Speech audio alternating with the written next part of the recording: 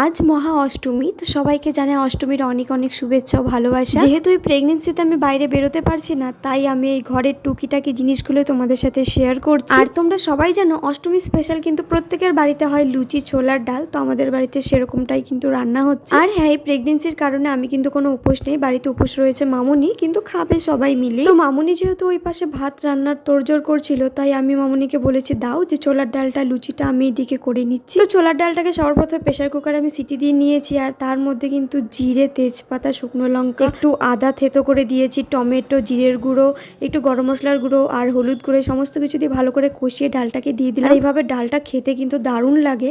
তোমার ডালটা তৈরি হয়ে গেছে, কেমন হয়েছে তোমরা জানিও কমেন্টে। লুচি ভাজা তোমাদেরকে আর কি দেখাবো, তো মামুনি আগে থেকে ময়দা মেখে রেখে দিয়েছিল, তো এবার শুধু সেই লেচিগুলো বেলে দিচ্ছে, আমি ভেজে নিয়েছি। তো সমস্ত লুচি এখানে রয়েছে। ভিডিওটি এই পর্যন্তই, কেমন লাগলো জানিও, ভালো লাগলে লাইক, কমেন্ট, শেয়ার আর সাবস্ক্রাইব করে দিও।